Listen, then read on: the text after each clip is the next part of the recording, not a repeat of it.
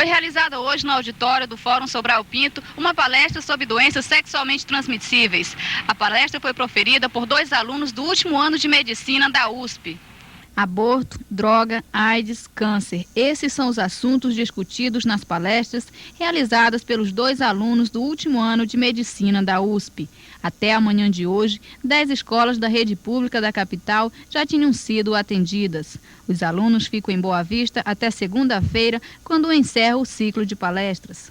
Desembargador, como é que você vê a preocupação das instituições em realizar esse tipo de palestras? Eu penso que não há preocupação, há um grande interesse de fazer.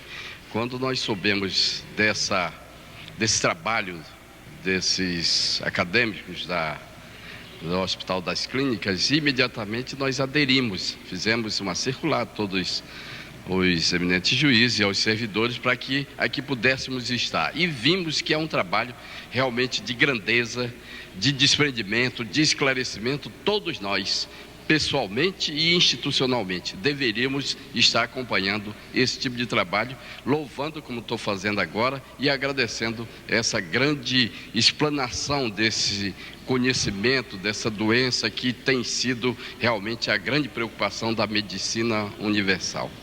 Como é que tem sido a participação da população aqui em Boa Vista? A meu ver, maravilhosa. Todo mundo aqui tem se interessado bastante. Ontem, inclusive, no Caminho do Dia, a gente teve uma palestra para quase 800 pessoas ao ar livre e todo mundo assistiu, todo mundo ficou em silêncio, todo mundo adorou. Acho que, a meu ver, tem sido muito melhor do que a gente encontra, inclusive, no estado de São Paulo, que as pessoas parecem que hoje em dia acham que já tem todo tipo de informação, que não é verdade.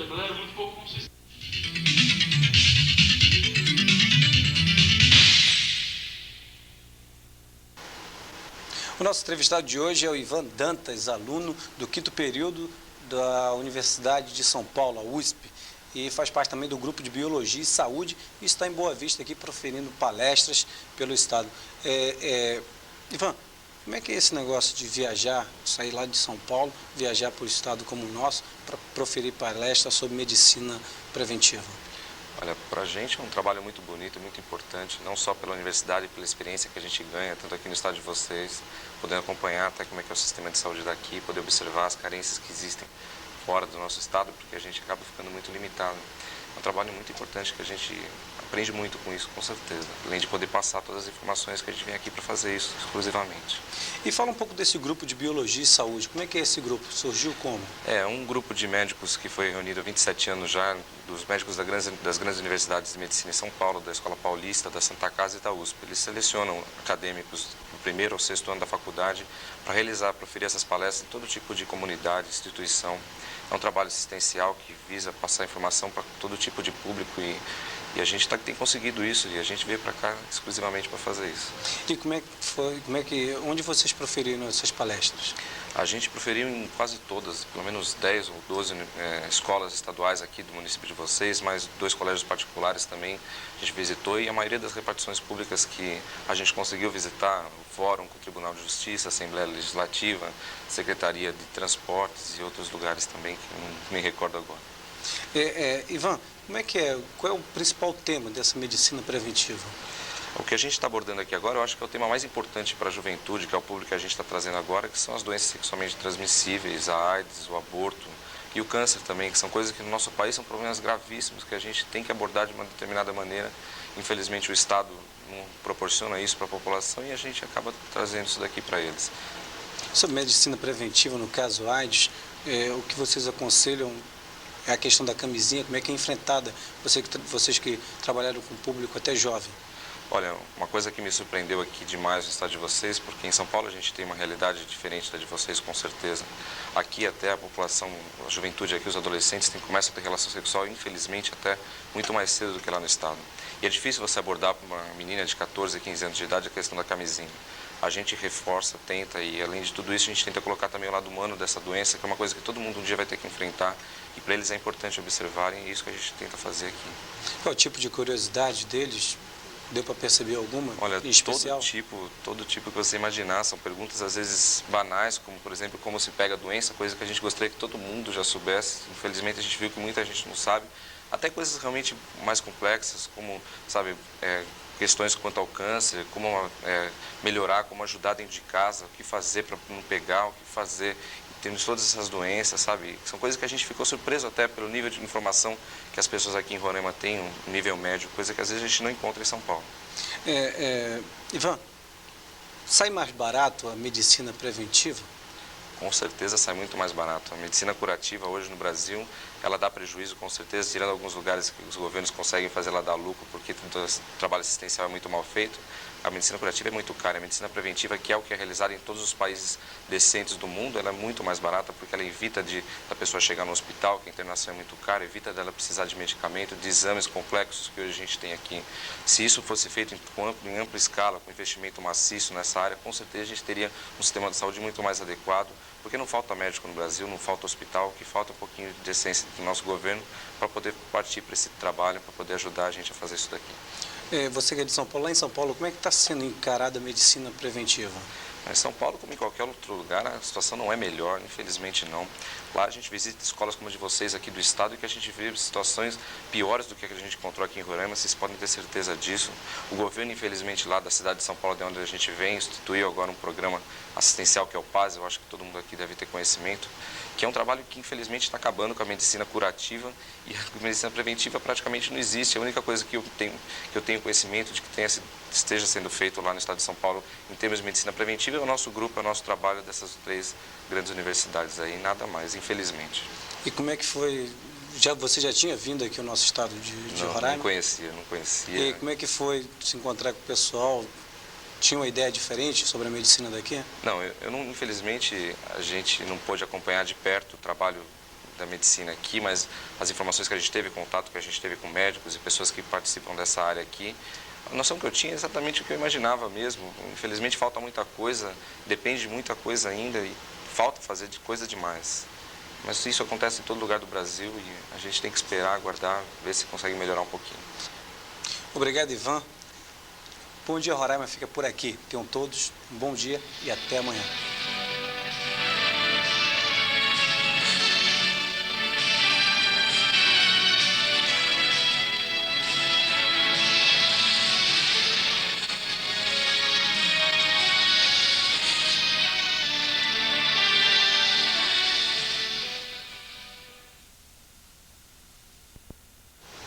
O nosso entrevistado de hoje é o Luiz Francisco de Oliveira, acadêmico do 5º ano de Medicina da USP, que faz parte do grupo de Biologia e Saúde e está aqui em Boa Vista palestrando sobre medicina preventiva.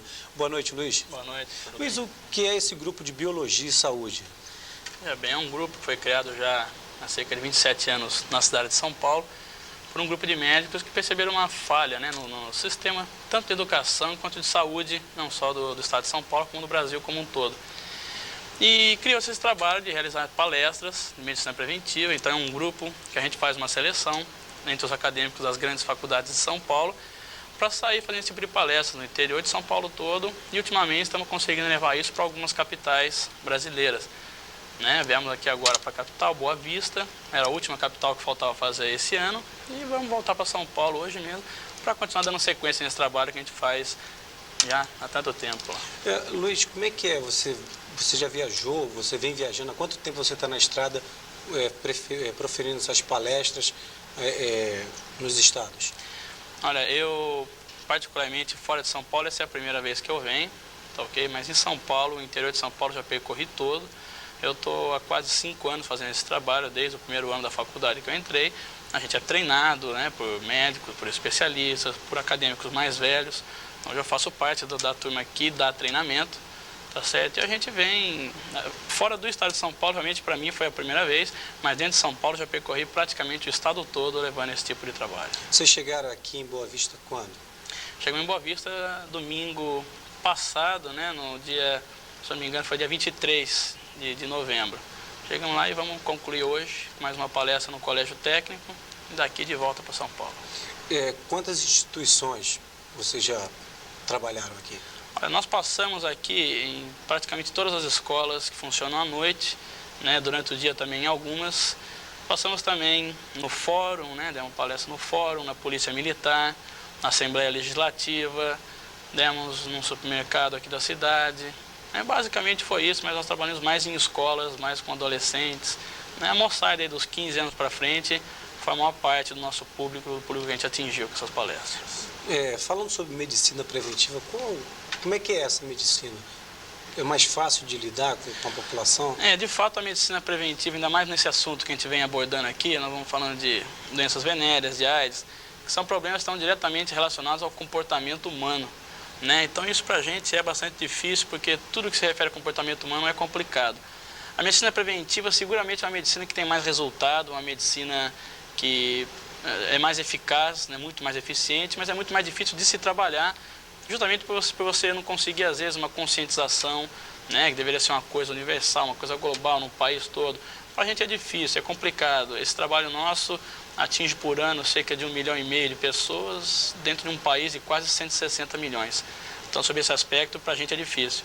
Mas, seguramente, se houvesse mais investimentos, mais trabalhos, mais coisas feitas na medicina preventiva, os resultados seriam muito menores, porque a medicina curativa gasta-se muito mais do que na preventiva. Quer dizer que até em termos de economizar, a preventiva ela sai mais barata? Sem dúvida nenhuma, a medicina preventiva, além de tudo, ela é uma medicina mais barata, além da eficiência dela. Gasta-se muito, com remédios, com internações, isso significa um ônus muito grande para o Estado.